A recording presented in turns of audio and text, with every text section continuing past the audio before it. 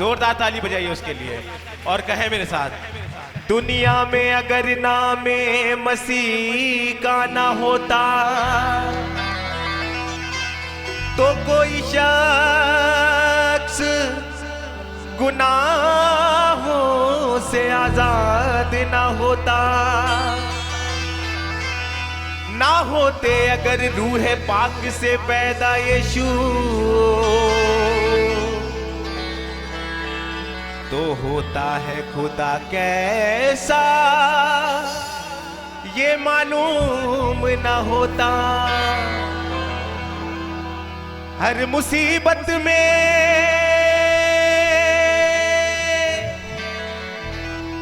हमको संभाला,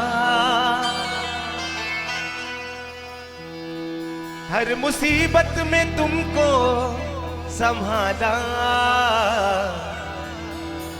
और क्या कहना है यीशु मसीह के नाम में, वो रखवाला यीशु है, रखवाला रखवाला यीशु है, रखवाला। हर मुसीबत में मुझको संभाला, हर मुसीबत में हमको संभाला। रखवाला यीशु है, रखवाला वो रखवाला यीशु है, रखवाला। ताली बजाकर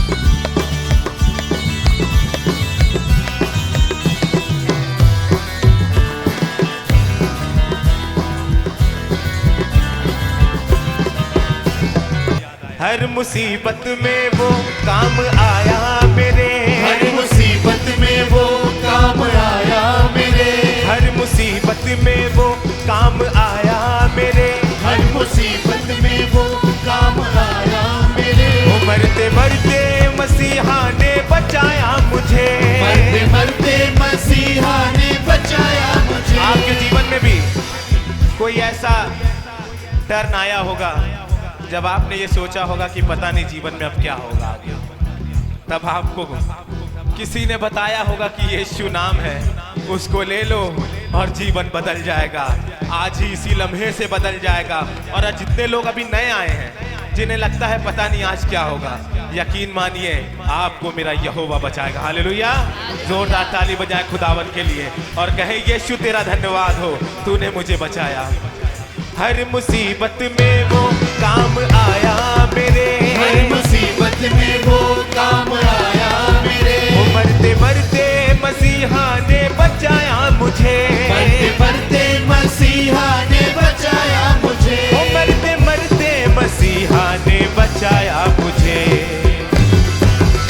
रखवाला यीशु है, रखवाला वो रखवाला यीशु है, रखवाला।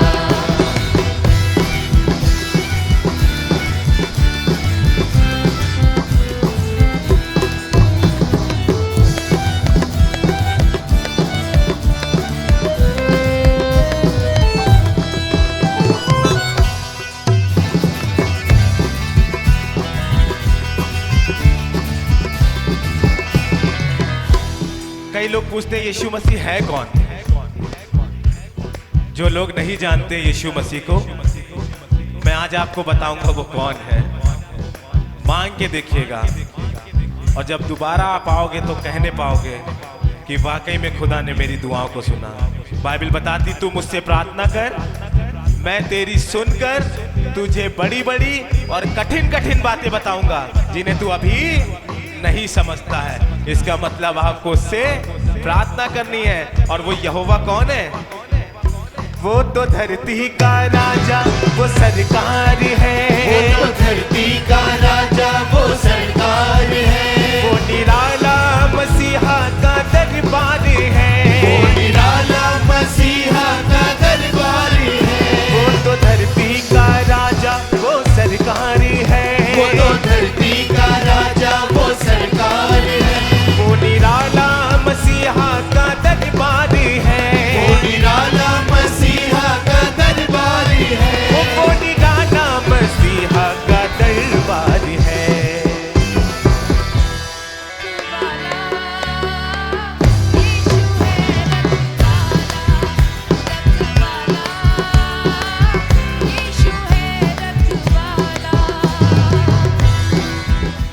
जब मसीहा का दीदार हो जाएगा, जब मसीहा का दीदार हो जाएगा, जब मसीहा का दीदार हो जाएगा, जब मसीहा का दीदार हो जाएगा, वो तेरा बिगड़ा हुआ काम बन जाएगा, तेरा बिगड़ा हुआ काम बन जाएगा, वो जब मसीहा का दीदार हो जाएगा, जब मसीहा का दीदार हो जाएगा, वो तेरा बिगड़ा हुआ काम बन जाएगा, तेरा बिगड़ा हुआ काम बन जाएगा, वो तेरा बिगड़ा हुआ काम बन जाएगा।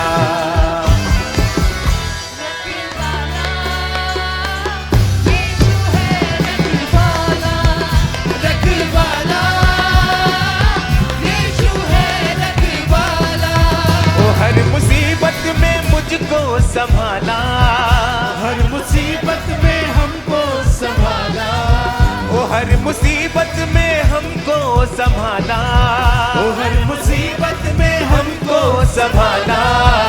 रखवाला यीशु है रखवाला, रखवाला यीशु है रखवाला, रखवाला यीशु है रखवाला, रखवाला यीशु है रखवाला। मेरे प्यारे भाइयों बहनों, कई बार मैं रीति और रिवाज में चले जाते हैं, कई बार हम दुनिया के ढटोरे में चले जाते हैं, कई बार दुनिया की बातों में चले जाते हैं। आप थोड़ी देर के लिए सोच कर देखिए, एक माँ अपने बच्चे को गोद में रखती है, बार बार उसका मुंह देखती है, कहीं दूध तो नहीं मांग रहा है, कहीं मुंह में पसीना तो नहीं आ रहा है, कहीं मक्खी तो नहीं बैठी है, कहीं कोई मच्छर तो नहीं काट रहा है। माँ बार बार उसको देखती है और फिर इस बिस्तर साफ करती है और उस बिस्तर में उसको सिलाती है, लेकिन बार बार हाथ लगा लगा कर देखती है कहीं गीले में तो नहीं सो रहा है, कहीं जहां सो रहा है ये कोई जगह खराब तो नहीं है, और अगर गीला होता है तो मां पलट जाती है और उस जगह सो जाती है जहां गीला है, उसको सूखे में सुला देती है। मेरे प्यारे मित्रों, अब आपको बाइबल पढ़नी होगी। अगर आप बाइबल नहीं पढ़ रहे हो तो आप अपने आप को धोखा दे रहे हो, अगर आप दुआ नहीं कर रहे हो तो अपने आप को धोखा दे रहे हो। मालूम क्या लिखा है? वो ईश्वर जिसकी कल्पना की गई है, वो ईश्वर जिसका उच्चारण किया गया है, वो ईश्वर जिसके बारे में बताया गया है, उसके बारे में यह बताया जा रहा है वो मां से और बाप से बढ़कर मुझसे और आपसे प्यार करता है। ऐसे ईश्वर की मैं और आप उपासना कर रहे हैं, फिर हम क्यों बदल जाते हैं, फिर हम क्यों छोड़ देते हैं, फिर हम अपने ईश्वर से क्यों फिर जाते हैं? थोड़े से लालच में, थोड़े से लोह में, थोड़े से मैं में, थोड़े से अहंकार में, थोड़ी सी पीड़ा में हम अपने ईश्वर को छोड़ देते हैं। मेरे प्यारे मित्रों, याद करके देखो उसने तुम्हारे लिए क्या नहीं किया। जब इस दुनिया में बच्चा भेजा उसने दोनों आंखें दी, जब उस दुनिया में बच्चा भेजा दोनों पांव दिए, सुंदर बना के भेजा। क्या नहीं दिया है तुम्हें? लेकिन थोड़ी सी टीवी के लालच में, थोड़ी सी फ्रिज के लालच में, थोड़ी सी और चीजों के लालच में हम अपने आप को धोखा दे देते हैं, हम अपनी चीजों में बदल जाते हैं। अरे संस्कार में चले जाते हैं, अरे बाप के कहने पर पी लिया हमने, अरे हमने दोस्त के कहने पर पी लिया। आप थोड़ी देर के लिए सोचो, अगर ईश्वर ने दोस्तों की बात सुनी होती, अगर ईश्वर ने फरिश्तों की बात सुनी होती तो इतने आराम से आप नहीं बैठे होते। आपको मालूम है क्या हुआ था? जब यीशु मसीह को इस दुनिया में भेजा जाने लगा तो पहले ऊपर मीटिंग हुई, और मीटिंग में मालूम क्या था? ये जाएगा और उसको मार दिया जाएगा, ये जाएगा इसको सलीबी मौत मिलेगी, ये जाएगा इसके हाथों में कीले ठोकी जाएंगी, ये जाएगा इसके सर पर कांटों का ताज होगा। आपको मालूम है यीशु मसीह के आने से पहले ये चर्चा आसमान पे हो रही थी। पूछा गया क्या करना है? परमेश्वर ने कहा मैं भेजूंगा अपने इकलौते पुत्र को, ताकि वो जाएगा और पापियों को उनके पापों से निजात देगा। कुछ भी चीजें नहीं सुनी गई। लेकिन आज मैं और आप कितने असहाय हैं, मैं और आप कितने निर्दयी हैं, मैं और आप कितने अपने आप को अपने परमेश्वर से अलग करने के लिए छोटी छोटी बातों में बदल जाते हैं। और आज मैं आपसे बात करूंगा, अगर आज आपका मन नहीं लग रहा है यहां बैठने का, आपके पास मौका है, दुनिया बहुत बड़ी है, आप जा सकते हो। लेकिन अगर आप प्रभु से प्यार करते हो और प्रभु से चाहते हो आपका जीवन सुरक्षित हो जाए, तो आपको कहना पड़ेगा प्रभु मैं तैयार हूं, आप बताइए मैं सुनूंगा, मेरे से गलती हो गई है, आप आपसे मास्टर साहब कहते हैं बेटा ये सवाल तुमने नहीं किया, आप क्या कहते हो? मास्टर साहब ये सवाल हमें आता नहीं, प्लीज हमें बता दीजिए। और जब मास्टर साहब आपको सवाल बताता है तो उसके बाद मालूम क्या आपसे कहता है? बेटा प्रैक्टिस करना, इसको 10 बार लगाना, देखो तुम पास हो जाओगे, इसके बार बार इसको लगाना, देखो तुम पास हो जाओगे। और कई बार ऐसा होता है कुछ बच्चे इतने बेकार होते हैं, वो एक बार सवाल सीख कर मास्टर से और फिर नहीं लगाते और फिर आखिरी में फेल हो जाते हैं। और मैं आज आपसे कहना चाहता हूं, अगर आप सवाल नहीं लगा रहे हो, जीवन के इस जीवन के दौर में फेल हो जाओगे। मैं भी आपका कुछ नहीं कर सकता। आप क्या सोचते हो? मैं भी अपने आप को बचाने आया हूं इस दुनिया में। और कैसे बचाने आया हूं? आपको सही शिक्षा देकर, आपको सही तालीम देकर। यीशु मसीह ने मुझे भेजने से पहले एक बात बोली, जाओ और जाकर सुसमाचार प्रचार करो, पिता पुत्र पवित्र आत्मा के नाम से बपतिस्मा दो और चेले बनाओ। ये मुझसे कह के भेजा। और जब मैं आपके बीच में काम कर रहा हूं, मैं अपने को बचाने का काम कर रहा हूं, क्योंकि मेरे मरने पर आप आओगे सब मुझे मालूम है। लेकिन कोई भी मेरे साथ उस कब्र में नहीं जाएगा, मेरे अपने भी नहीं जाएंगे। मेरे प्यारे मित्रों, कोई भी मुझे छोड़ के सब चले आएंगे, लेकिन मुझे अकेला जाना पड़ेगा, मुझे हिसाब अकेला देना पड़ेगा। और अगर मैंने अपने प्रभु का काम दिन पर रहते नहीं किया तो एक एक चीज का मुझसे हिसाब लिया जाएगा। और यही आपके साथ होगा, यही आपके साथ होगा। और आज मैं आपसे बात करूंगा मेरे प्यारे भाइयों बहनों, एक ऐसे पद को पढ़ाकर, मीका की किताब 5 अध्याय 5वां पद। पहले मीका पढ़ेंगे, फिर हम यहोशू में जाएंगे। आज आपको क्लियर कर देंगे। जिसको मन लगे बैठिए, जिसको मन लगे नहीं लगे आप जा सकते हो। लेकिन मैं इतना कहूंगा, अगर आपने मन नहीं लगाया तो अपने आप को धोखा देंगे। समय जो जाता है वापस लौट के नहीं आता है, लेकिन कोई समय ऐसा होता है जो जीवन बदल देता है। और आज आपका जीवन बदल सकता है, लेकिन विश्वास प्रभु में करना पड़ेगा। मैं आपसे कहना चाहता हूं, जिस ईश्वर को मैं मानता हूं, उस ईश्वर ने मुझसे और आपसे वादा किया है, वो ना तो छोड़ेगा और ना त्यागेगा। लेकिन आज आपको कहना पड़ेगा क्या सही है और क्या गलत है। सुनिएगा, कुछ इस तरीके लिखा, मीका की किताब उसका 5 अध्याय 5वें पद का दूसरा हिस्सा। जी। परंतु हम लोग अपने परमेश्वर यहोवा का नाम लेकर सदा और सर्वदा चलते रहेंगे। ये बात कही जा रही है, परंतु हम लोग जो अपने परमेश्वर का नाम लेकर सर्वदा चलते रहेंगे, ये मेरे और आपके लिए है। और आज आपसे पूछ रहा हूं मैं, क्या आप इस बात से सहमत है कि नहीं है? यहां पर लिखा है लोग और चीजों पर ध्यान लगा रहे हैं, लेकिन मैं तो अपने परमेश्वर यहोवा का नाम लेकर सर्वदा चलता रहूंगा। आपको मालूम है ये कोई छोटी बात नहीं है, ये बहुत बड़ी बात है। और आज के युग में तो और ज्यादा बड़ी बात है। कई बार हम अपने टैलेंट को देखने के लिए, अपनी पढ़ाई के वजह से, कई बार हम अपने बिजनेस की वजह से, कई बार हम अपनी नौकरी की वजह से, कई बार हम अपनी और चीज़ों की वजह से अपने ईश्वर को छोड़ देते हैं और फिर अपनी दुनिया में मस्त हो जाते हैं। कई बार आपने देखा होगा लोग सुंदरता के लिए इतना काम करते हैं कि अपने चीज़ों में मस्त हो जाते हैं। कई बार आपने देखा होगा लोग पढ़ाई में इतना लौलीन हो जाते हैं कि पढ़ाई में मस्त हो जाते हैं। कई बार लोग दुनियावी तौर पर अपने जीवन को व्यतीत करने में मस्त हो जाते हैं। लेकिन यहाँ पर जो मैं आज आपसे चर्चा कर रहा हूँ, वो चर्चा का विषय यह है, और यह विषय आपके जीवन को बदल सकता है। पर मैं तो अपने परमेश्वर यहोवा की चर्चा करूंगा, पर तो मैं अपने यहोवा परमेश्वर यहोवा के लिए अपने काम को करूंगा। और मेरे प्यारे मित्रों, ऐसा क्या होगा कि जो आदमी इस बात को कह रहा है, वो इसलिए कह रहा है, उसे मालूम है ऊपर बैठा ईश्वर जिसने मुझे इस दुनिया में भेजा है, वो मेरी मदद करेगा। और आज मैं आपसे कहना चाहता हूं, ऐसा इसलिए है क्योंकि यदि मैं और आप अपने परमेश्वर यहोवा की बढ़ाई करेंगे, यहोवा की तारीफ करेंगे और उसके वज़ में अपने जीवन को व्यतीत करेंगे, तो होगा क्या? मेरे पास बहुत से लोग आते हैं, कहते हैं भैया ये बताइए संडे को चर्च आते तो मिलता क्या है, मिलेगा क्या? कई बार लोग कहते हैं भैया बहुत बार हम फास्टिंग प्रेयर रखते हैं, बहुत बार हम दुआ में जाते हैं, बहुत बार हम जाते हैं भैया कलीसियाओं में। फायदा क्या है? आप फायदा ढूंढने आए हो? आप इबादत भी कर रहे हो फायदा ढूंढने के लिए, आप चर्च भी आ रहे हो फायदा ढूंढने के लिए। लेकिन फायदा सुन तो लो, फायदा यह है, चले जाओ जरा थोड़ी देर के लिए कार्डियोलॉजी अस्पताल में, चले जाओ थोड़े लिए कैंसर अस्पताल में, चले जाओ थोड़ी देर के लिए टीबी अस्पताल में, चले जाओ थोड़ी देर के लिए आर्थोपेडिक अस्पताल में, जहां पर लोग मौत के कगार पर हैं और डॉक्टरों ने जवाब दे दिया है। उसके बाद भी तुम फायदा ढूंढते हो। फायदा तो हमें और आपके लिए परमेश्वर को ढूंढना चाहिए कि मैंने इसको इस दुनिया में भेजा, ये क्या कर रहा है।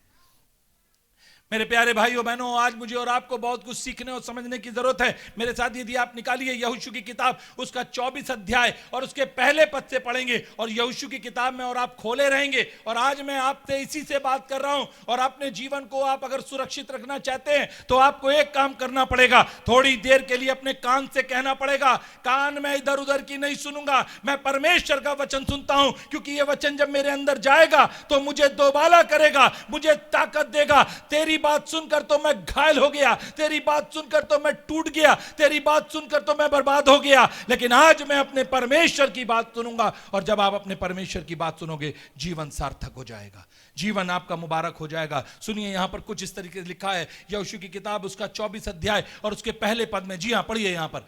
फिर यहोशू ने इजराइल के सब गोत्रों को, फिर यहोशू ने इजराइल के सारे गोत्रों को शकेम में इकट्ठा किया। सुनिएगा, इकट्ठा किया। जी हाँ, और इजराइल के वृद्ध लोगों जी और मुख्य पुरुषों जी और न्यायियों और सरदारों को बुलवाया। सबको बुलवा लिया। यहां पर यहोशू ने एक काम किया, सब लोग को इकट्ठा किया और सब लोग को इकट्ठा करके कहने लगा, मैं तो अपने परमेश्वर की महिमा करूंगा, मैं तो अपने परमेश्वर की बड़ाई करूंगा, लेकिन तुम लोग भी आओ, आप तुमसे भी बात करते। सब लोग को इकट्ठा किया। मालूम है यहां पर क्या था? यहां पर लोग विचलित थे, यहां पर लोग अलग अलग दिशाओं में जा रहे थे, यहां लोग अलग अलग चीजों में अपना जीवन व्यतीत कर रहे थे। और होता कुछ ऐसा ही है, जब मेरा और आपका जीवन परिवर्तित हो जाता है तो हमारे बहुत बुद्धि लगती है, बहुत हम दिमाग लगाते हैं, बहुत हम चीजों पर। कई बार लोग मेरे पास आते, कहते भैया मेरी टांग सुबेरे दुआ करके चलते हैं तब चल पाते, नहीं तो चल नहीं पाते हैं। तो हम कहते हैं भैया दुआ करते रहा करिए, प्रभु आपको बिल्कुल ठीक करेंगे। और फिर वो चर्च भी आते हैं, हम लोग दुआ भी करते हैं, और कुछ समय ऐसा आता है कि वो टांग पर चलने लगते हैं और फिर अब दौड़ने भी लगते हैं। और फिर होता यह है कि कई बार जब चर्च में दिखाई नहीं देते तो उनसे पूछते हैं, भैया आजकल आप दिखाई नहीं दे रहे हैं, कहाँ हैं? भैया क्या बताएं, अब हमने सुबेरे नया काम शुरू कर लिया है। हम सुबेरे जाते हैं बाजार में, मार्केट जाते हैं, मार्केट में हम अपना काम करते हैं, पैसा कमाते हैं और उससे घर का पालन पोषण करते हैं। याद करो जिस दिन तुम्हारी टांग नहीं काम दे रही थी, जिस दिन तुम्हारी टांग ने शरीर का साथ छोड़ दिया था, उस दिन याद करो ना, उस दिन तुम कहाँ थे? उस दिन तुम प्रभु के पास थे। उस दिन तुम कहाँ थे? उस दिन तुम दुआ करते थे। उस दिन तुम कहाँ थे? उस दिन तुम बार बार फोन करके दुआ करवाते थे। और आज जब तुम्हारी टांग ठीक हो गई है, आज तुम्हारा जीवन जब परिवर्तित हो गया, फिर तुम दुनिया में चले गए। तुम्हारी टांग प्रभु ने इसलिए नहीं ठीक करी थी क्योंकि तुम जाकर अपने जीवन को दुनिया में व्यतीत करो, क्योंकि जब तुम अपनी टांग को ठीक कराने आए थे तो तुमने सबसे पहली बात यही करी थी, अगर पादरी साहब, अगर पंकज भैया, अगर सागर भैया, अगर सब चर्च के लोगों, आप मेरे लिए दुआ करिए, अगर मेरी टांग ठीक हो जाएगी तो आप हर संडे मुझे यहां देखोगे, मैं हर संडे आऊंगा और आपकी इबादत कर परमेश्वर की इबादत करूंगा। लेकिन अब क्या हो गया? अब तो तुम्हारी टांग ठीक हो गई है, अब दुनिया में इबादत करने जा रहे हो तुम बाजारों में इबादत करने? नहीं भैया, हम तो बिजनेस करने जा रहे हैं। लेकिन मेरे प्यारे मित्रों, ऐसे ही बहुत से लोग थे जो उस समय में भी ऐसे ही हुआ। ये यहोशू ने क्या किया? यहोशू ने लोगों को इकट्ठा किया, भैया तुम भी आओ, तुम भी आओ, बुजुर्गों को भी इकट्ठा किया, सब लोग को इकट्ठा किया, तुम भी आओ। हुआ कुछ ऐसा, सुनिएगा, इसी का अगर 9वां पद पढ़ेंगे, 9वें पद में कुछ इस तरीके लिखा है, जब सब लोग इकट्ठा हो गए तब ये बात करना शुरू किया यहोशू से। सुनिए कुछ इस तरीके लिखा है। जी हाँ, फिर मोआब के राजा सिप्पोर का पुत्र बालाक उठकर, जी हाँ, इजराइल से लड़ा। इजराइल से लड़ा। सुनिए वो कह रहा है, देखो बालाक का पुत्र खड़ा होकर इजराइल से लड़ा, तुम्हारे आंखों के सामने कितना पीड़ा थी, कितना दर्द था, सब वो हमारे निगेटिव थे, तब वो इजराइल से लड़ा। आगे पढ़िए। जी हाँ, और तुम्हें श्राप देने के लिए, बोर के पुत्र बिलाम को बुलौवा भेजा। जी आगे। परंतु मैंने बिलाम की नहीं सुनी। जी हाँ, वो तुमको आशीष ही आशीष देता गया। जी हाँ, इस प्रकार मैंने तुमको उसके हाथ से बचाया। जी हाँ, आगे। तब तुम यरदन पार होकर जी यरीहो के पास आए। और जब यरीहो के लोग जी और एमोरी, परिज्जी, कनानी, हित्ती, गिरगाशी, हिब्बी और यबूसी तुमसे लड़े, जब लोग तुमसे लड़ रहे थे, ये लोगों को इकट्ठा करके यहोशू उनसे यही बात कर रहा है। देखो पहले वो आया तुमसे लड़ने के लिए, फिर बिलाम को भेजा लड़ने के लिए, फिर इतने लोग लगातार आए तुमसे लड़ने के लिए। आगे पढ़िए। जी हाँ, तब मैंने उन्हें तुम्हारे वश में कर दिया। जी आगे पढ़िए जी। और मैंने तुम्हारे आगे बर्रों को भेजा। जी आगे। और उन्होंने एमोरियों के दोनों राजाओं को तुम्हारे सामने से भगा दिया। जी आगे। देखो जी, ये तुम्हारी तलवार या धनुष का काम नहीं हुआ। देखो ये तुम्हारी तलवार और धनुष का काम नहीं हुआ। कितने लोग आए, कितने लोगों ने तुम्हें परेशान करने के लिए सोची, कितने लोगों ने तुम्हें मारने के लिए सोची, कितने लोगों ने तुम्हें पीड़ा देने के लिए सोची, लेकिन एक भी प्रबल नहीं हो पाया।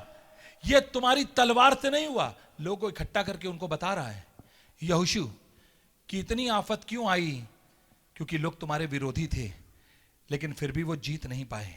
क्यों? क्योंकि परमेश्वर हमारे साथ था। परमेश्वर हमारे साथ था। मेरे प्यारे मित्रों, कई बार मैं और आप अपने परमेश्वर से दूर हो जाते हैं, वो साथ रहता है, लेकिन कई बार मैं और आप भी दूर हो जाते हैं। आपको मालूम है, जब कोई माँ अपने बच्चे को बिस्तर में सुला देती है और किचन में खाना बनाती है, आप भी बहुत सी माएँ हो बैठी होंगी यहाँ पर, जब किचन में खाना बनाती है तो वो क्या करती है? खाना बनाती रहती है, वो थोड़ी थोड़ी देर में जाके देखती है बच्चा सही सो रहा है कि नहीं सो रहा है, फिर जाके देखती कहीं पलंग से गिर तो नहीं जाएगा, फिर जाके देखती उसके चारों तरफ कुछ तकिया लगा देती है। हमारे भी 2 बच्चे हमने भी पाले, और जब दोनों बच्चे सो रहे होते थे और हम देखते थे कहीं बच्चा गिर ना जाए, दोनों तरफ तकिया लगा देते थे। कई बार ऐसा होता था कुछ झूले में रख देते थे, लेकिन जाते बार बार देखते थे कहीं ऐसा तो नहीं बिल्ली आ गई हो, कहीं ऐसा तो नहीं कोई जानवर आ गया हो। ऐसे ही ईश्वर भी बार बार आपको देखते। कितने निर्दयी हैं। जरा हाथ रख के बताओ सीने पे, कितना प्यार करते हो प्रभु को, कितना प्यार करते हो। अब दिल कह रहा होगा बहुत प्यार करते हैं। 2 दिन खाना नहीं मिलेगा, समझ में आ जाएगा। कितने दिन यीशु मसीह भूखा रहा मेरे और आपके लिए? अभी 40 दिन भूखा रहना पड़ेगा ना, तो सबको याद आ जाएगा अपना पूरा परिवार। लेकिन किसके लिए भूखा रहा? चलो मैं आपसे कहता हूं, जरा मेरे लिए कोई 40 दिन भूखा रह के दिखाओ, तो आपके पास दूसरा सवाल मालूम क्या होगा? क्यों रहे भैया तुम्हारे लिए भूखे? तुम हो ही कौन मेरे? यीशु मसीह ने ऐसा कहा? कोई बताओ कहां? बाइबल लिखा एक जगह ऐसा हुआ कि उससे यीशु मसीह से कहा गया कि अभी भी तेरे पास समय है, तू यहां छोड़ और चला जा वापस। उसने कहा नहीं, मैं वापस नहीं जा सकता, क्योंकि मैं पापियों को उनके पापों से मुक्ति देने आया हूं। फिर भी मैं नहीं चाहता कि मेरा नाम हो, मैं भी नहीं चाहता मेरी बात पूरी हो। मैं तो चाहता हूं जैसा परमेश्वर चाहेगा वैसा हो। मेरे प्यारे मित्रों, लौट कर नहीं गया, लेकिन मैं और आप पल भर में उसको छोड़कर चले जाते हैं, पल भर में उसको त्याग देते। यीशु कहने लगा भीड़ इकट्ठा करके, देखो ये तुम अपनी तलवार से नहीं जीते हो। आज जो यहां सुरक्षित बैठे हैं अपनी तलवार से नहीं जीते हैं। मैं और आप जो यहां पर सुरक्षित बैठे आज इबादत कर रहे हैं, बताओ कौन कितना काबिल है? कोई थोड़ा सा बताओ। बताओ कौन कितना बैरिस्टर है? बताओ कौन कितना बड़ा डॉक्टर है? बताओ कौन कितना बड़ा है? लेकिन अगर आप हो भी डॉक्टर, तो भी अंत में आपकी जबान पे एक ही बात होती है, जिस ईश्वर को मानते हो जाओ उसी के पास ले जाओ। अब हमारे पास कोई दवाई नहीं तुम्हें देने के लिए, हमारे पास कोई उपचार नहीं बना है, बचा है। मेरे प्यारे मित्रों, आज मैं कहना चाहता हूं, ये ईश्वर आपको देख रहा है, बार बार आपको देख रहा है, आकर देख रहा है। जैसे एक माँ अपने बच्चे को बार बार आके देखती कहीं बिस्तर से गिर ना जाए, ऐसी वो रोज आपको देख रहा है। लेकिन क्या मैं और आप उसको देख रहे हैं? क्या मैं और आप उसके लिए काम कर रहे हैं? सुनिएगा उसके बाद क्या हुआ, इसके आगे पढ़िए जी, 13वां अध्याय। फिर मैंने तुम्हें ऐसा देश दिया, फिर मैंने तुम्हें ऐसा देश दिया जिसमें तुमने परिश्रम ना किया। क्या ना किया? तुमने परिश्रम ना किया था। अरे कितनी बढ़िया बात। फिर मैंने तुम्हें एक ऐसा देश दिया जिसमें तुमने परिश्रम ना किया, और ऐसे नगर भी दिए, जी हाँ, जिन्हें तुमने ना बसाया था, जिसे तुमने ना बसाया था, और तुम उनमें बसे हो। तुम उनमें बसे हो। थोड़ी देर के लिए सोचो, दिल पे हाथ रख के, कितना बढ़िया खाना खाते हैं ना आप, कितना अच्छा रहते हैं ना आप, कितने अच्छे कपड़े आपके पास है ना। आप जाके देखिए जरा, थोड़ा सा बाजार में आप जाके देखिए जरा, चौराहों पर लोग ऐसे फटे कपड़े पहन रहे हैं, लोग ऐसे। अभी संदीप भाई मेरे साथ थे, एक दिन वरदान मेरे साथ था, और हम जा रहे थे जरा अपनी गाड़ी से, और एक रिक्शे वाले की हमने स्थिति देखी। इतनी ठंडी में उसके पास एक स्वेटर नहीं थी, फटे हुए, अंदर बंडी पहने था। मैं 2 मिनट के लिए रुका, मैंने अपनी आंख बंद करी और मैंने कहा प्रभु, मैं इस रिक्शे वाली की इतनी मेहनत नहीं करता, लेकिन उसके बाद भी इतना अच्छा सूट पहने हो। आप थोड़ी देर के लिए अपने आप को सोचो, कितनी मेहनत करते हो, जरा बताओ मुझे आप। मैंने ऐसी ऐसी मेहनत करने वाले लोग को देखा है जो रात और दिन 24 घंटे काम करते हैं, उसके बाद भी एक टाइम भोजन नहीं कर सकते। लेकिन आप अपने बारे में जरा सोच के बताइए। यही बात तो यहोशू कहने के लिए लोगों को बुलाया, क्योंकि उस समय के लोग भी ऐसे कठोर हो गए थे, जैसे कई बार इस भीड़ में भी लोग ऐसे बैठे होते हैं जो कठोर होते हैं। तब यहोशू ने कहा, ये तुमने अपनी तलवार से नहीं किया है, ये तुम्हें अपने परिश्रम से नहीं मिला, ये तुम्हें अपनी युक्तियों से नहीं मिला, ये तो परमेश्वर की तरफ से है। सुनिएगा, अगर मेरे साथ निकालिए 24 अध्याय के 14वें पद का पहला हिस्सा सुनिए। यहां कुछ इस तरीके लिखा, जी हाँ, इसलिए अब यहोवा का भय मान इसलिए अब यहोवा का भय मानकर उसकी सेवा खराई और सच्चाई से करो। उसकी सेवा खराई और सच्चाई से करो। वो ईश्वर है तुम्हारा जो तुम्हारी परिश्रम से ज्यादा तुम्हें खिलाता है। वो ईश्वर तुम्हारा है जो तुम्हारी युक्तियों से ज्यादा तुम्हारे जीवन में काम करता है। वो ईश्वर तुम्हारा है जितनी महामारी के बावजूद भी तुम्हें सुरक्षित रखता है। इसलिए उसकी सेवा कैसे करो? खराई के साथ करो। अगर मैं और आप उसकी सेवा खराई के साथ नहीं कर रहे हैं, अच्छे काम नहीं कर रहे हैं, अपने जीवन से प्रभु के लिए अच्छी चीजों को जो उसने मुझे और आपको दी हैं, गरीबों की सेवकाई में नहीं कर रहे हैं, लोगों की मदद में नहीं कर रहे हैं, लोगों के लिए नहीं कर रहे हैं, तो इसका मतलब बिल्कुल तय है कि मैं और आप स्वार्थी हैं। आपके पास ज्यादा है, वो आपके लिए नहीं है, वो उनके लिए जिनके पास नहीं है। मैंने बहुत से लोग को देखा है जो बटोर बटोर के इस दुनिया में छोड़कर चले गए, और जाने के बाद उनके घर में पार्टियां शाटियां हो रही हैं। लड़कों ने नई नई ब्रांडेड कपड़े खरीद लिए, सोना चांदी बना लिया, और बाद में क्या कहते हैं मालूम आपको? अच्छा हुआ बुढ़ा मर गया। मेरे प्यारे मित्रों, अगर बच्चे कह रहे हैं तो फिर ईश्वर भी कहेगा इस बात को, क्योंकि आपने अपने पैसे को अपने लिए रखा, और अपने लिए रखकर आपने उस पर अपने हमेशा की तरह के पल के बैठ गए, और ना तो आपने किसी की मदद करी, ना किसी के लिए दान दिया, ना किसी को रोटी दी, ना किसी को कपड़ा दिया, ना किसी को किसी तरीके का आपने संस्कार किया, सम्मान किया। इसलिए मेरे प्यारे मित्रों, आज समझना पड़ेगा, यहां पर लोगों को इकट्ठा किया गया है। क्यों किया गया है? इसीलिए किया गया है ताकि उनको बता दे, देखो जो तुमने कमाया है अपने परिश्रम से नहीं कमाया, जो तुम्हारे पास है अपनी युक्तियों से नहीं है। सुनिएगा इसके आगे क्या लिखा है, जी हाँ। और यदि यहोवा की सेवा करनी तुम्हें बुरी लगे, और यदि यहोवा की सेवा करनी तुम्हें बुरी लगे, तो आज चुन लो, कि तुम किसकी सेवा करोगे। किसकी सेवा करोगे। बेकार में चर्च में भीड़ ना लगाओ, यहां आके आप जगह ना घेरो।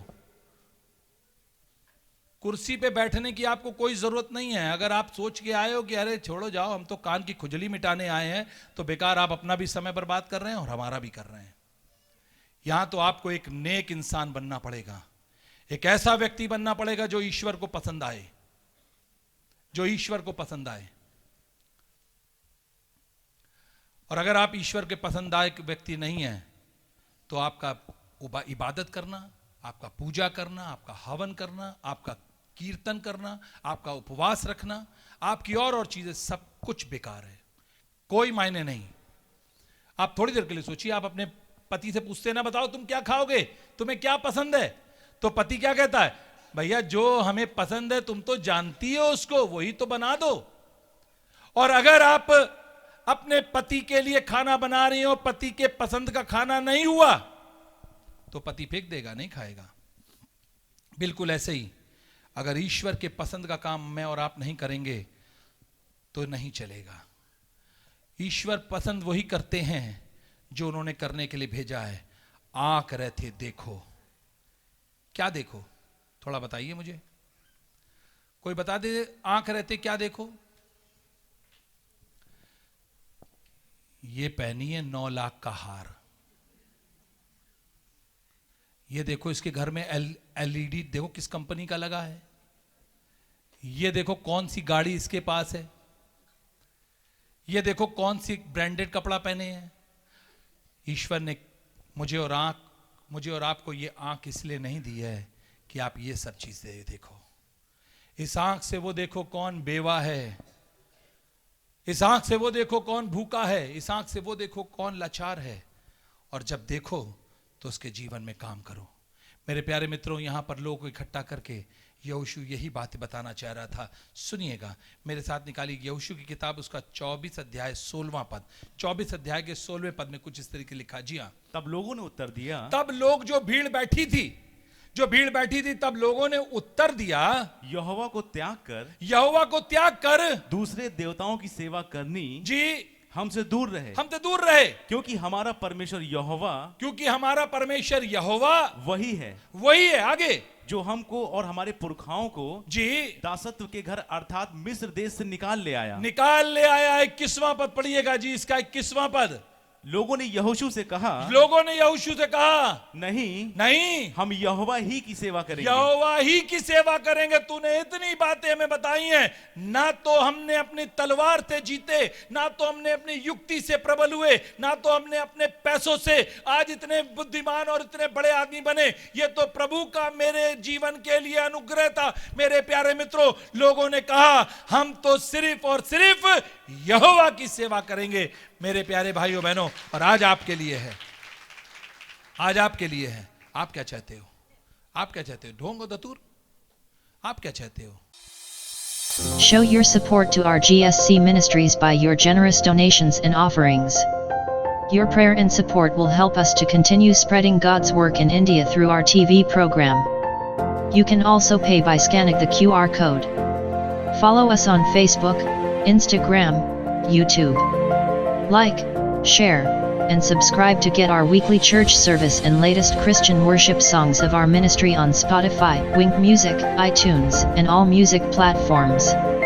And don't forget to hit the bell icon.